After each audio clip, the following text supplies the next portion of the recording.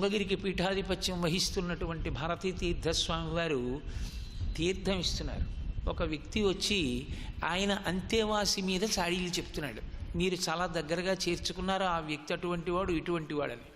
ఆయన చెప్పినంతసేపు విని ఈయన ఆ వ్యక్తిలో ఉన్న మంచి గుణం ఒకటి చెప్తూ ఉండేవారు. అలా చాలాసేపు అయిపోయింది. వచ్చిన ఆయన చెడు చెప్ప, భారతీ తీర్థస్వామి వారు మంచి చెప్ప. చాలాసేపు అయిపోయిన తర్వాత ఆ వ్యక్తి అన్నాడు, నేను ఎంత చెప్పినా మీరు ఆ వ్యక్తిని వెనకేసుకొచ్చే ప్రయత్నంలో ఉన్నారు, అందుకే మీరు అలాగే మాట్లాడుతున్నారన్నాడు. ఆయన అన్నారు, కాదు, నేను మీ పాపం తగ్గించే ప్రయత్నంలో ఉన్నాను అన్నాడు. అదేమిటన్నాడు అతను.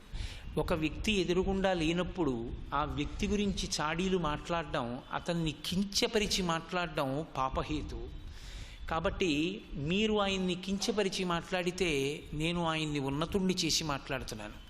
కనీసం మీరు అలా మాట్లాడిన పాపం ఆయన మంచి వినడం వల్ల పోతుందని అలా మాట్లాడుతున్నానండి. ఆయనకి బుద్ధొచ్చి ఇంకెప్పుడు అలా మాట్లాడకుండా జాగ్రత్తగా ఉండడం నేర్చుకున్నాడు. కాబట్టి మాట చాలా కష్టం.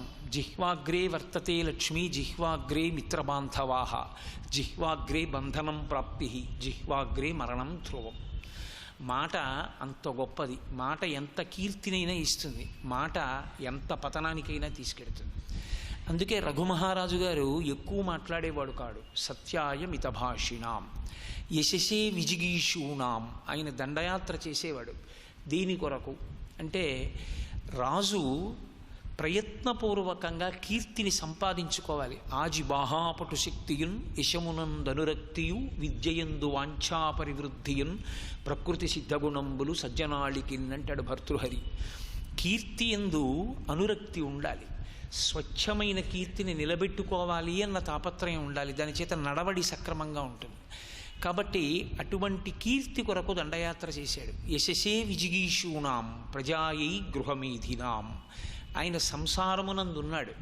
దీని కొరకు అంటే పితృరుణం నుండి విముక్తుడవడానికి, ధార్మికమైన సంతానమును కనడం కోసం మాత్రమే గృహస్థాశ్రమంలో ఉన్నాడు తప్ప కేవలము అర్థం పర్థం లేకుండా, వయసుతో సంబంధం లేకుండా కామోపభోగము కొరకు సంసారమునందున్నవాడు కాడు. ఈ 4 లక్షణములను సంతరించుకున్నవాడు కనుకనే రఘుమహారాజు గారు పుట్టిన తరువాత ఇక్ష్వాకు వంశానికి పేరు ఇక్ష్వాకు వంశము అన్న పేరు పోయి రఘువంశము అన్న పేరు వచ్చింది. అంటే వంశకర్త అయ్యాడు. మహానుభావుడు అంత గొప్ప పేరు ప్రఖ్యాతులు సంపాదించాడు. ఒక మాట ఇవ్వడం ఎంత కష్టమో ఆ మాట నిలబెట్టుకోవడం అంత కష్టం.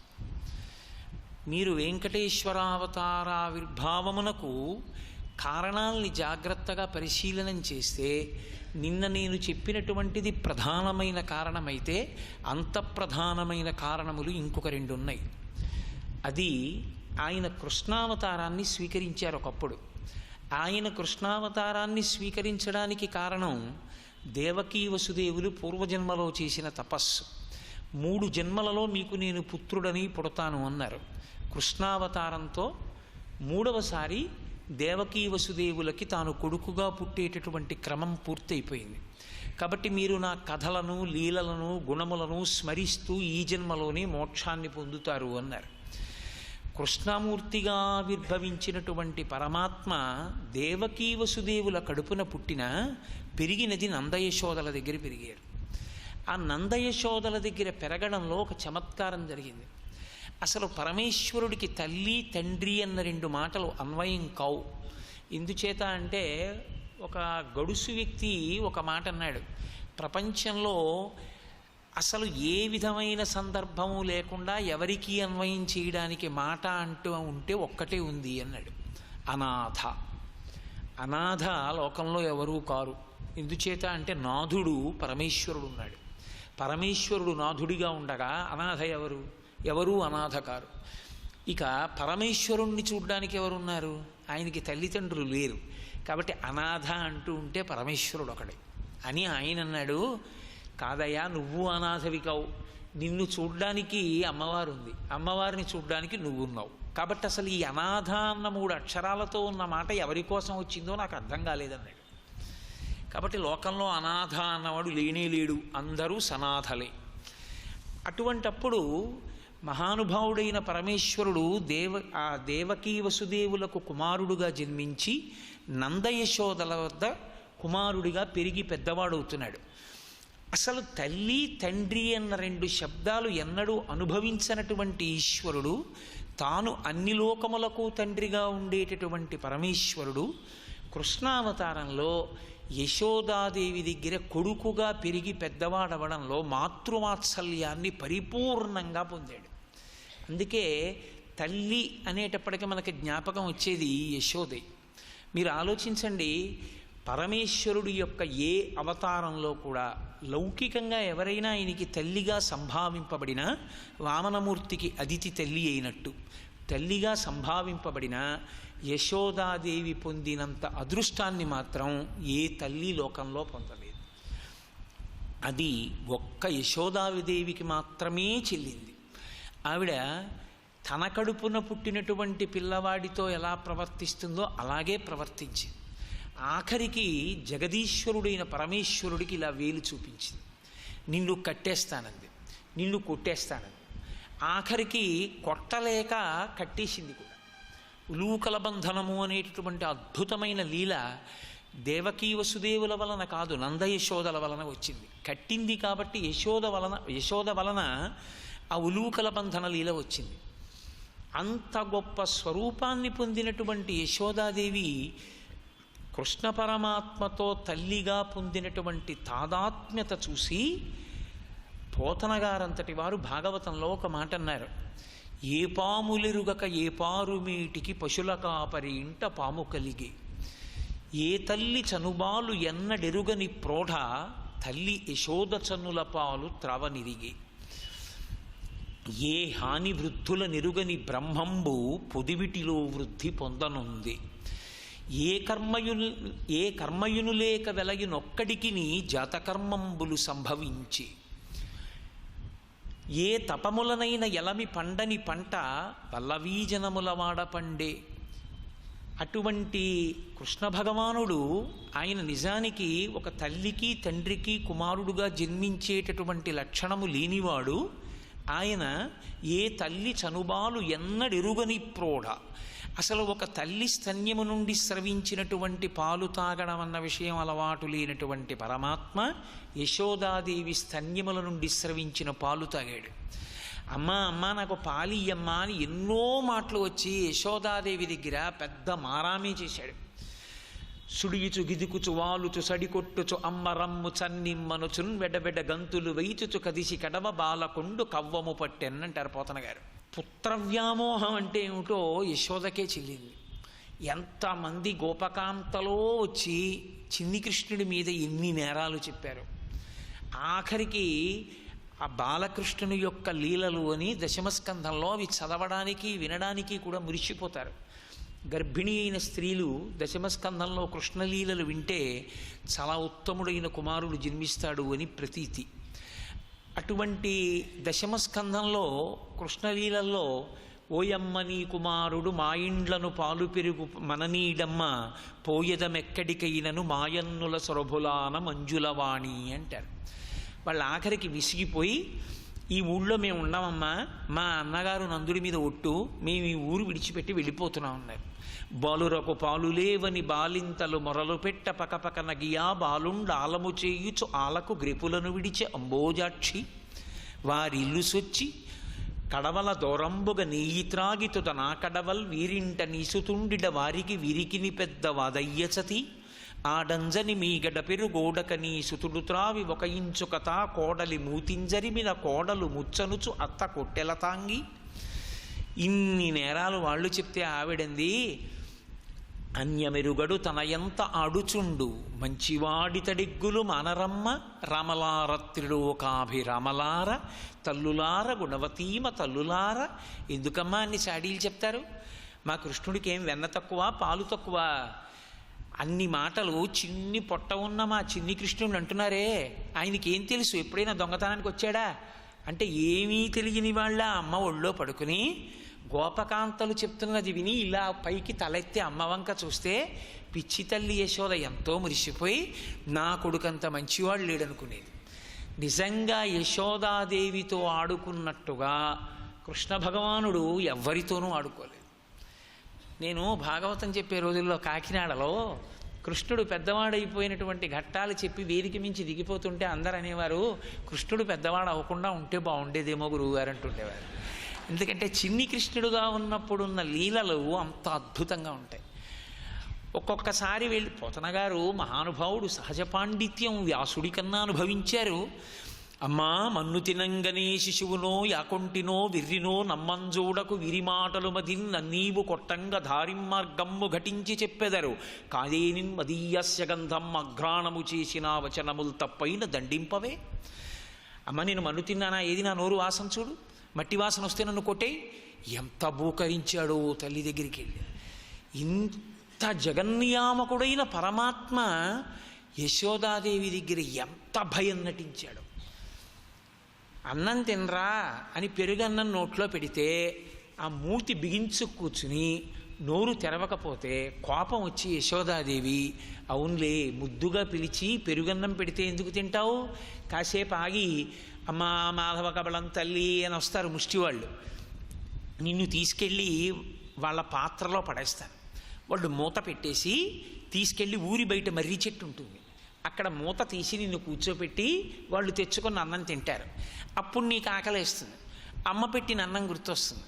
అప్పుడు అమ్మ ఉండదుగా అన్నం పెట్టడానికి, నాకు కొంచెం పెట్టరా అని అడుగుదామంటే బూచిల్ని చూసి భయం. అప్పుడు తెలుస్తుంది నీకు అమ్మ అంటే ఏమిటో, అమ్మ పెట్టిన అన్నం అంటే ఏమిటో. వాళ్ళు రాని నిన్ను వాళ్ళ పాత్రలో పడేస్తానని. ఈయన ఏమీ తెలియని వాళ్ళు అలాగే మూతి బిగించి కూర్చున్నాడు. భిక్షులు ఒత్తురు ఏడ్చిన భిక్షాపాత్రమున వేయిచి బెగడించి నిన్ను శిక్షింతురని చెప్పిన భిక్షులకని తల్లికనియు భీతిల్లు నృపా అంటారు పోతన గారు. నిజంగానే ఎవరో మాధవ కబళం తల్లి అని వచ్చాడు.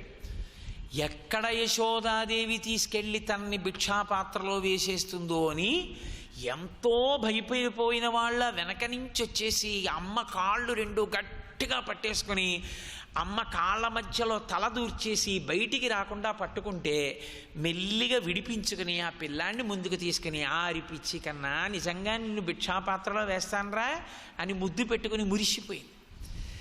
యశోదాదేవి అనుభవించినన్ని కృష్ణలీలలు అసలు అద్భుతం.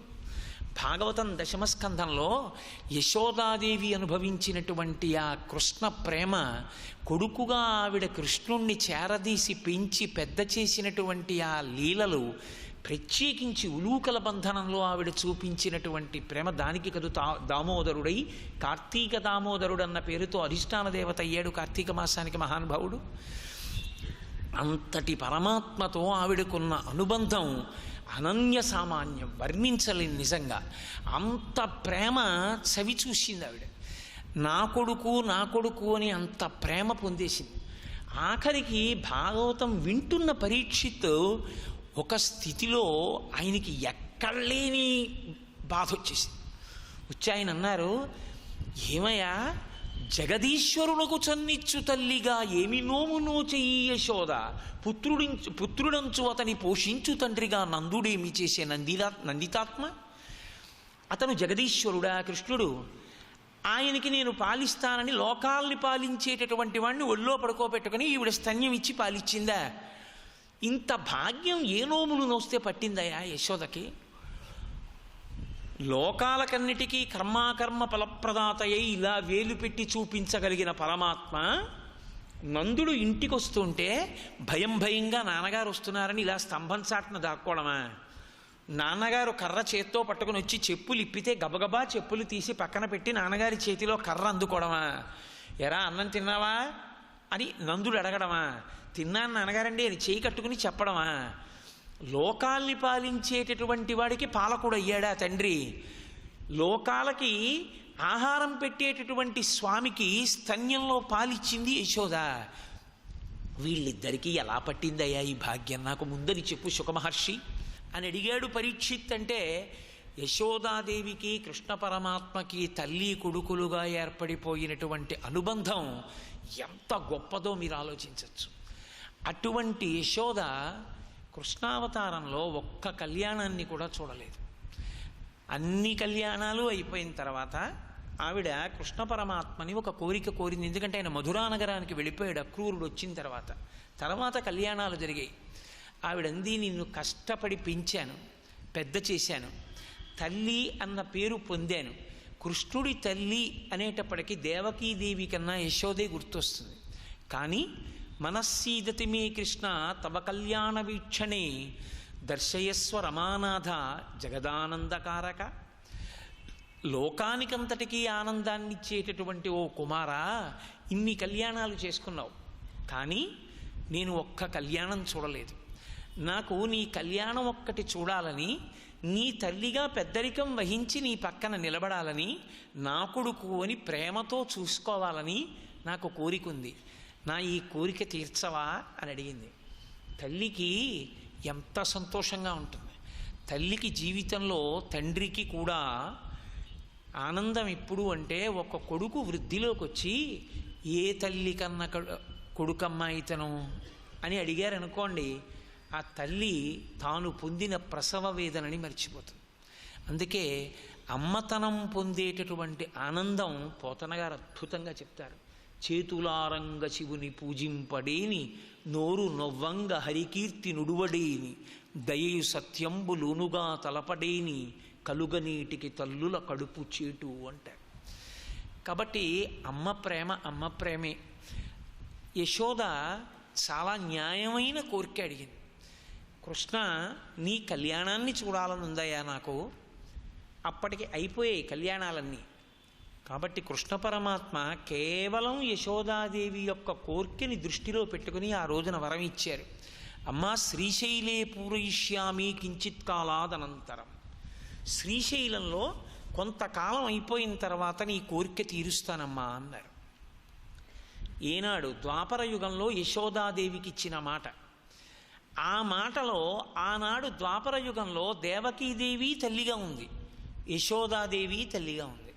ఇంత కష్టపడి పెంచినటువంటి యశోదాదేవిని కూడా ఇద్దరు తల్లులలో ఒకటిగా నిలబెట్టి కళ్యాణం చేసుకోవడానికి పరమేశ్వరుడు ఇష్టపడలేదు.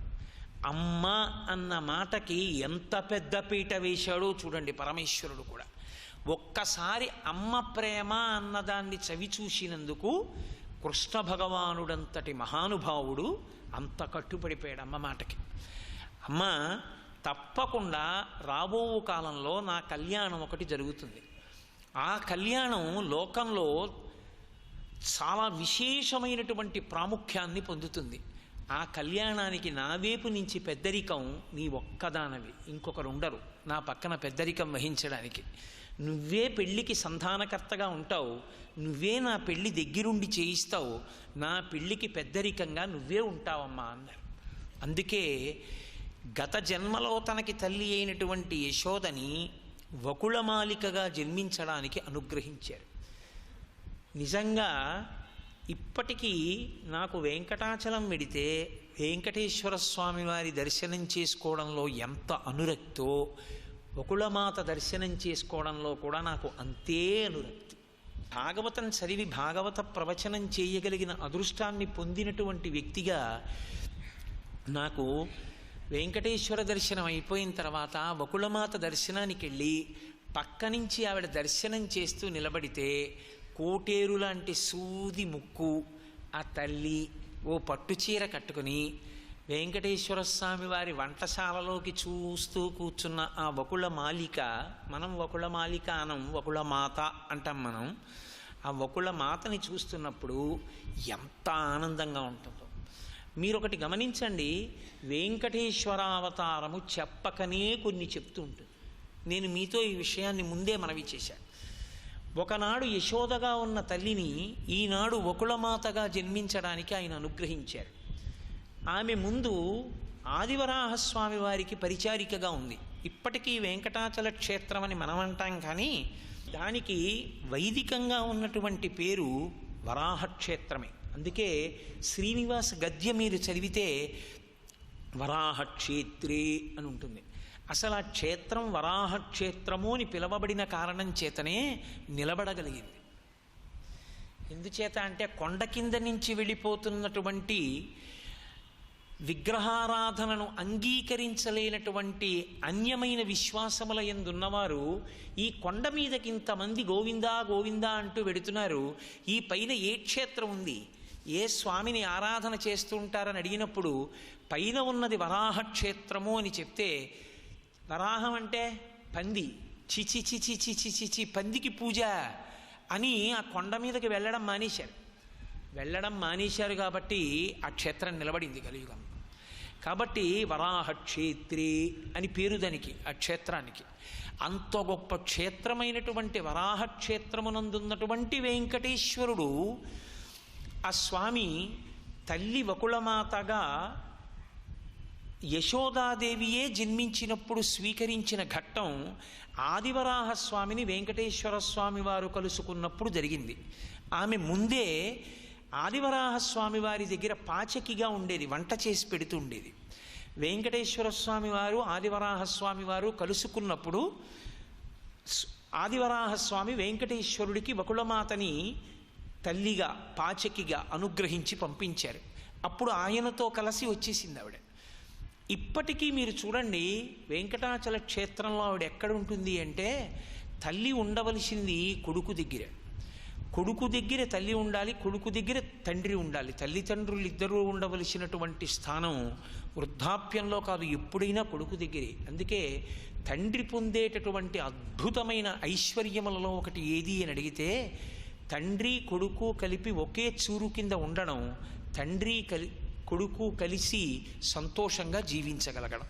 ఒక చూరు కింద ఉండడం అంటే తండ్రి కొడుకు కలిసి అన్నం తింటారని, తండ్రి కొడుకు కలిసి నిద్రపోతారని. కలిసి నిద్రపోవడం అంటే ఒక చూరు కింద.